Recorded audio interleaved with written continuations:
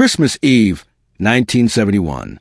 A 17-year-old girl is falling through the sky, 10,000 feet. No parachute, still strapped to her seat.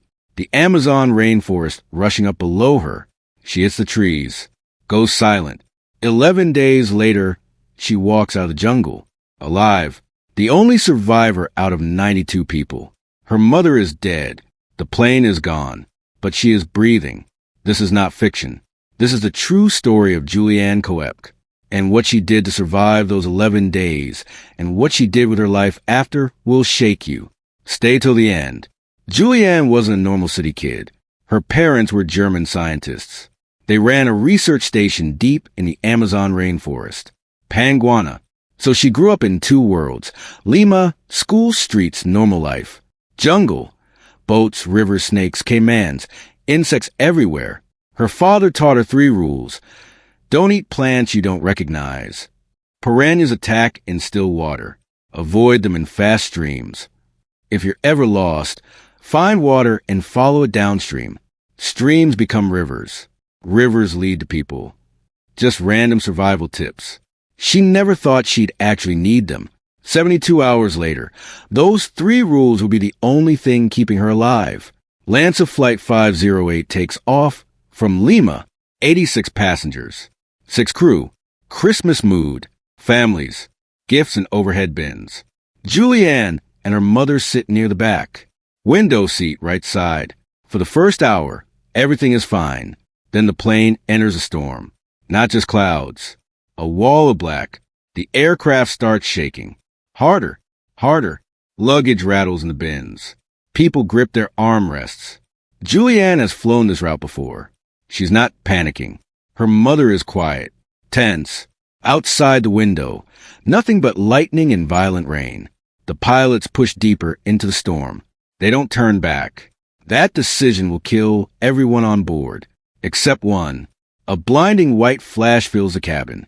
For a split second, the whole plane glows like a light bulb. Then, the aircraft jolts violently. Overhead bins explode open. Bags, boxes, gifts fly through the air. People scream. Julianne's mother turns to her. Calm, almost peaceful. She says in German, "Jetzt ist es aus." Now it's all over. And then the plane tears apart. The fuselage rips open. The roar of engines disappears. Suddenly there is no cabin, no walls, just open sky. Julianne is still strapped into her seat, a row of 3 seats. But the plane is gone. She's outside, falling, spinning in the air. Below her, an endless green carpet. The Amazon. She sees the treetops. Closer, closer, closer. Then black. Investigators later estimate she fell 3,000 meters, about 10,000 feet. No parachute, just a broken row of seats tumbling through the air. At that height, at that speed, the human body doesn't survive impact. But 3 things saved her. 1. The seat row spun like a helicopter blade, creating drag. 2. The seat frame was flexible, absorbing some of the impact. 3. The rainforest canopy didn't stop her all at once. Branches, vines, leaves. Layer after layer broke her fall. She hit the jungle floor unconscious. Her body should have been destroyed. Instead, she woke up, and that's when the real nightmare began. She opens her eyes. Towering trees above her. Strips of sky, barely visible through the canopy. No plane, no fire, no voices. She's still strapped into the twisted metal frame of 3 seats. She tries to move. Pain floods her entire body. She looks down. A thin summer dress. 1 white sandal. The other foot is bare. Her left eye is swollen completely shut. Blood on her arms. Cuts everywhere. Later, doctors will find broken collarbone, concussion, deep gash on her right arm, dozens of cuts and bruises. Her glasses are gone. Without them, she can barely see. She unbuckles the seatbelt, tries to stand.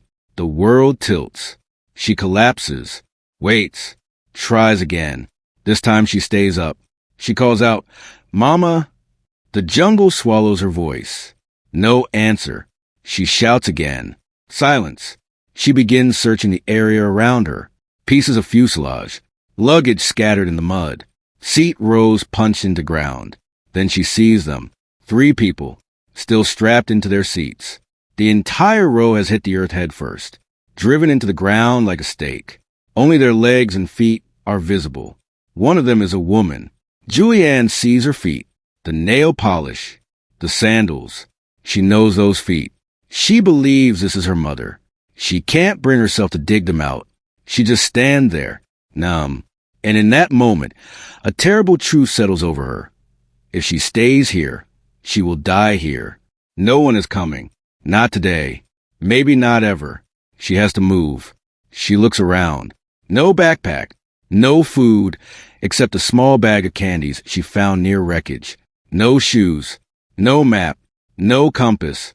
Just a torn dress and her father's voice in her head. If you're lost, find water.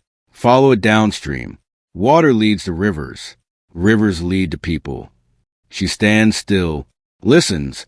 Under the buzz of insects and distant bird calls, she hears it. Running water. Faint, but steady. She limps toward the sound. Slowly, holding on to trees for balance. She finds a shallow creek. Muddy, brown, but flowing. She kneels, drinks directly from it with her hands. No bottle, no filter, just raw jungle water. And right there, she makes her plan. Follow this stream. Never leave it. Wherever it goes, I go, because in the Amazon, water is the only road. The jungle is not a forest. It's a wall. Vines hang like ropes. Thorns slice skin. Roots twist under mud. Insects swarm every inch of exposed skin. So she does something that sounds insane. She walks inside the creek, in the water itself. It's clearer than the jungle floor. Fewer obstacles. And she remembers. Piranhas attack in still, warm pools. They avoid fast-moving streams. So she wades, slips on rocks, falls, gets back up. Hours pass. Her legs go numb. When night falls, she crawls onto a small raised patch near the water. No fire, no blanket, no roof. Rain soaks her dress. Mosquitoes cover her arms and face. The jungle is louder at night. Screams, splashes, things moving in the dark. She doesn't sleep. She just waits for sunrise. And this is only the first night. She will do this 10 more times. Every day is the same. Morning. Stand up. Ignore the pain. Start walking downstream. Daytime. Wade through the creek when it's shallow. Climb the banks when it's too deep. Eat 1 or 2 candies to keep from collapsing. Drink straight from the stream. Evening. Find a spot to lie down. Get soaked by rain. Get eaten by insects. Try not to think about her mother. Try not to think about the 91 other people who fell with her. Try to ignore the throbbing in her arm. Try to sleep. Fail. Her body is breaking down. The collarbone makes it hard to lift her arm. The concussion makes her dizzy and confused. Her left eye still doesn't work. Cuts and bites cover every inch of skin. But the worst part is something she doesn't notice yet. Something growing inside her wound. Around day 5 or 6, something feels wrong. Not just pain. Something else. Movement. Inside her arm. She looks at the deep gash on her right arm. What she sees makes her stomach turn. Her wound is alive. Small white shapes. Wriggling. Crawling under the skin. Maggots. Dozens of them. Flies had landed on the open cut days ago. Laid eggs. Now those eggs have hatched. The maggots are eating dead flesh inside her arm. She can feel them moving. She tries to pull them out with her fingers. Most are too deep, burrowed into the tissue. She has no tweezers, no bandages, no medicine, just a wound full of living insects. And she still has to keep walking. If you're still here, comment survive below. Because what happens next gets even worse. The small creek joins a bigger stream. Then that stream flows into a river. Good sign, right? Not always. Sometimes the river splits. One path left. One path right. Which one leads to people? Which one leads to a dead end? She has to guess. Twice, she picks wrong. Walks for hours, only to hit an impassable swamp or a wall of vegetation. Then she has to turn around. Wasting energy she doesn't have. She stops counting days. stops counting hours. Time becomes meaningless. There's only walk, drink, survive one more day. Her mind starts playing tricks. She hears voices that aren't there, sees movement in the trees. Once, she thinks she hears her mother calling her name. She spins around. Nothing, just the jungle. Endless, indifferent, waiting for her to stop moving. One morning, she hears something. A low hum, getting louder. Airplane engines. Search planes. They're looking for the wreck. Maybe looking for survivors. She stumbles toward an opening in the trees. Waves her arms. Screams. The plane passes overhead. Keeps going. From the sky, the rainforest canopy is a solid roof of green. From above, she's invisible. Just another shadow under 30 meters of leaves. The sound fades. She stands there, alone again. That moment could have broken her. Instead, she turns back to the river and keeps walking. The river is wider now, the current stronger. There are sandy banks in places, driftwood piled against rocks. And then she sees something that doesn't belong to the jungle. Tree trunks, cut clean, sawed, not broken by storms. Someone cut these trees. That means somewhere upstream or downstream there are people, loggers, villagers, humans. For the first time in 11 days, hope is not just a feeling, it's evidence. She keeps moving, faster now, ignoring the pain, and then she sees it, pulled up on the riverbank. A small motor canoe, wooden, worn, but real. Behind it, a hut, simple wooden walls, thatch roof. She drags herself up the muddy bank, stumbles toward the hut. No one inside, just a sleeping platform, cooking pots, tools, a can of gasoline. She sits down. For the first time in 11 days, she is under a roof, off the ground, out of the rain. But her arm, the maggot-infested wound, is now swollen, red. The smell is unbearable. She remembers hearing once that gasoline can force maggots to the surface. This is not medicine. This is desperation. She pours a small amount onto the wound. The pain is instant, searing, like fire inside her flesh. The maggots writhe, start crawling out. She pulls them out one by one. White, fat, alive. When she's done, she collapses on the platform, and for the first time in 11 days, she sleeps. The next morning, she hears voices. Real voices. 3 men approach the hut. Peruvian loggers. They see her. Filthy. Starving. Covered in bites and scabs. In a torn dress. One shoe. Sitting alone in a place where no one should be. For a moment, they freeze. They think she might be a spirit. A ghost. Then she speaks. In Spanish. My name is Julianne. I was in a plane crash. I've been walking for many days. Their faces change. They understand. This is not a ghost.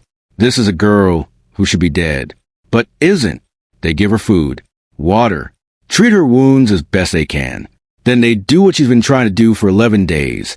They put her in their boat, fire up the motor, and take her out of the jungle. She lies in the bottom of the canoe, a tarp over her. The engine rattling, the river rushing past. After hours, they reach a small settlement. Word spreads fast. The girl from Lanza Flight 508 is alive. Everyone thought there were no survivors. 92 people on board. 91 confirmed dead. 1 survivor. She's taken to a hospital in Pucallpa.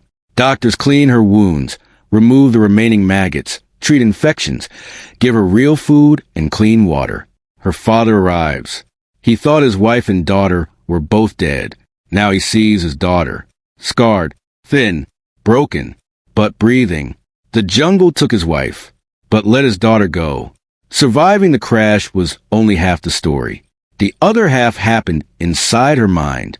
For years, Julianne struggled with survivor's guilt. Why did I live when 91 others died? Nightmares, falling, walking past bodies. The sound of her mother's last words. Flashbacks, thunder, airplanes, storms. But she didn't let it destroy her. She moved to Germany, studied biology, became a scientist like her parents. She returned to Peru many times, helped protect Panguana, The research station where she grew up worked to conserve the Amazon rainforest, the same forest that almost killed her. She said in an interview, "If we had crashed in the mountains, I would have frozen to death. It was the jungle that saved me." She doesn't romanticize it. She remembers the fear, the pain, the bodies. But she also knows the trees broke her fall. The streams gave her water. The rivers led her to people. Without the jungle, she would have died too. People call it a miracle, but look closer, for things saved her. 1. Luck, the way the seat fell. The canopy that broke her fall, landing near water. 2. Knowledge, simple rules from childhood. Follow water downstream. Avoid still pools. Don't eat unknown plants. 3. Mental toughness. Every morning, in pain and starving, she made one decision. Get up, keep moving. 4. Help. At the end, 3 strangers on a riverbank believed her, fed her, put her in a boat, took her to safety. Out of 92 people, only 1 walked out alive. Not because she was superhuman, but because she had just enough luck, just enough knowledge, just enough stubbornness, and just enough help to land on the thin edge where life continues. If this story hit you, smash that like button.